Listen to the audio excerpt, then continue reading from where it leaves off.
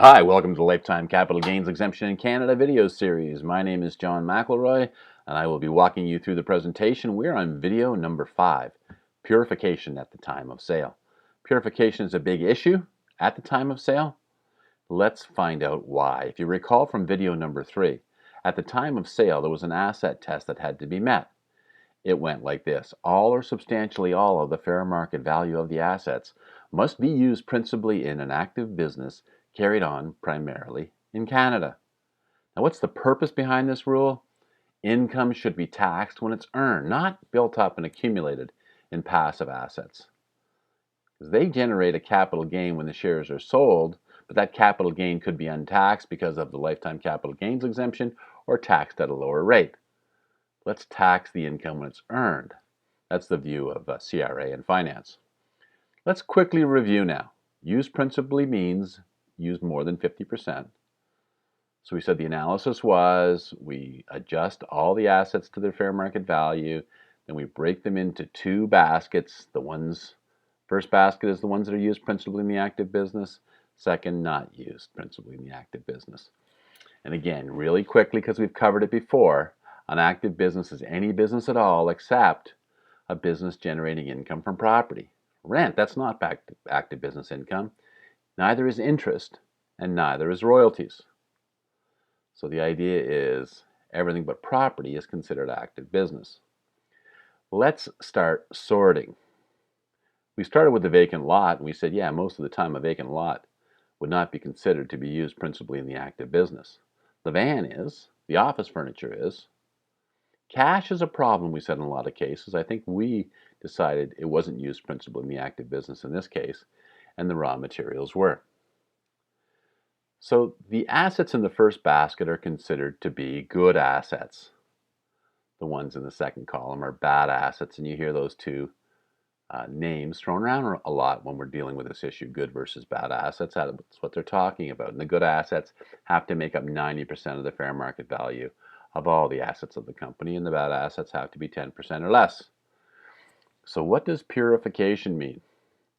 Purification means that when we're anticipating the time of sale, we have to hit 90% on the good assets, we may have some bad assets that we just have to get rid of. The cash reserves, we figure out some way to move it over into the good asset column. The vacant lot, maybe we got to get rid of it altogether.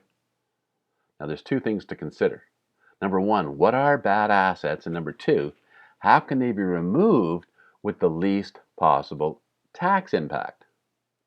Now, fair market value of the assets at 90% is a question of fact. I mean, there aren't any handy checklists. CRA doesn't publish a list of 94 assets that are considered to be bad assets. We got to go case by case. It's a question of legal fact. But we can generalize and say the most challenging bad assets, things like cash reserves, marketable securities, single ventures are very often bad assets, employee loans, shared buildings, vacant land, assets for future use, even excess inventory. But the one I want to focus in on, cash reserves, because successful companies tend to build up cash or liquid assets over time.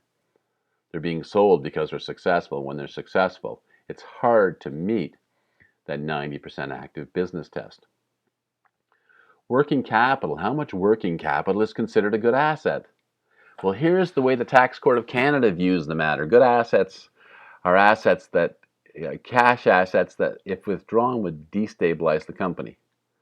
So in other words, if you have a cash amount where if you withdrew half of it, the company would be in bad shape, that's a good asset. Bad assets in terms of cash happen when withdrawal would not destabilize the company. If you can take it out and nothing happens, clearly it's excess cash to begin with. So that's sort of the general dividing line between the two of them. A temporary surplus that's seasonal, that can be a good asset. A permanent surplus that never goes away, now we're talking a bad asset. What if you're saving for major equipment replacement? Well, future use typically is characterized as a bad asset. This is a big issue because very often people think if there's a legitimate intended future business purpose that the cash is being saved for, they should be okay. Not true. Employee loans, home loans, car loans, share purchase loans, all of them typically considered to be bad assets. Marketable securities can go either way, case by case. Could be either. Depends on the facts of the situation. There aren't hard and fast rules to guide the determination of good and bad assets. I mean, there just aren't. It'd be nice if we had checked the box safe harbor rules, but they don't exist. Good or bad assets are a question of legal fact. Let's look at a few more. Vacant lot, case by case, but the intended future purpose, irrelevant, usually a bad asset. Let's look at a shared building. So we own a building that's worth $4 million. That's the fair market value, and it's owned by the taxpayer. Is that a good asset or a bad asset? Depends on the facts of the situation.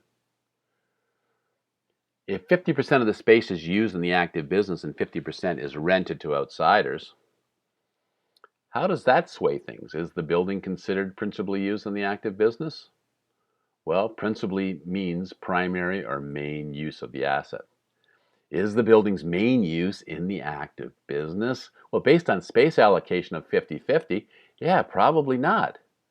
You would probably find that in the bad asset column, which would make us go offside for the Lifetime Capital Gains Exemption. What if rent charged was also considered? Let's assume the market rate for rent for an entire building is $10,000 per month, and renters pay $6,000 of that $10,000, which represents 60% of the market rate. In this scenario, is the building used principally in the active business? Well, probably not. If renters are generating or paying 60% of the market rate, that's probably going to put it in the bad asset column. Now, if the renters paid less than 50%, say $4,000, which is 40%, they use 40% of the space, is the building used principally in the active business? In this case, probably yes. So it all comes down to the numbers. In that case, we probably would have a good asset. Now, if the building is considered a good asset, how is the fair market value calculation handled? Well, we have asset number 6, a shared building. It's used 60% in the active business, so bingo, we're going to put it in the good asset column. But what about the calculation? What is the dollar amount added to the total for good assets? If it's a $4 million building, do we add 60% of that $4 million or $2.4 million to the good asset column? And the answer, of course, is no, we don't. If it's a good asset, we add 100% of the fair market value of the building, the FMV of $4 million, to the good asset column. So we got to note that even though 60% of the building is used in the active business, 100% of the fair market value is added to the good asset total.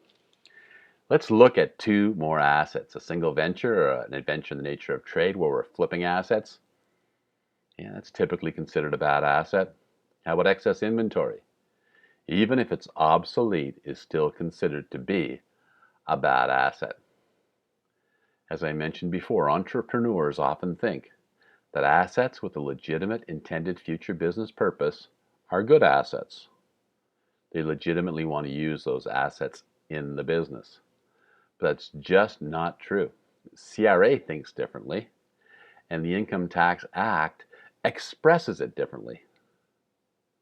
They interpret it as it's written. Assets used principally in an active business are good assets. And that's how it gets interpreted.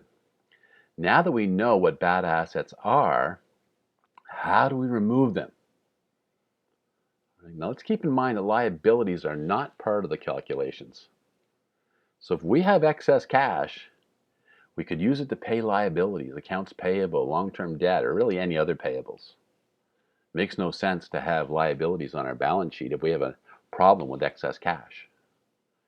We could use it to pay for equipment upgrades or new capacity, as long as they represent immediate needs. Remember, got to be very careful about intended future use. Securities, land, we could sell them, but what's the big problem then? If we sell them, it's going to attract tax. Could we construct some kind of a butterfly transaction to remove those assets on a non-tax basis. That's what a butterfly transaction is, where securities get transferred from the corporation to the taxpayer in a way that does not attract tax. It would be nice, but very difficult to do if a salesman contemplated to a non-arm's length buyer.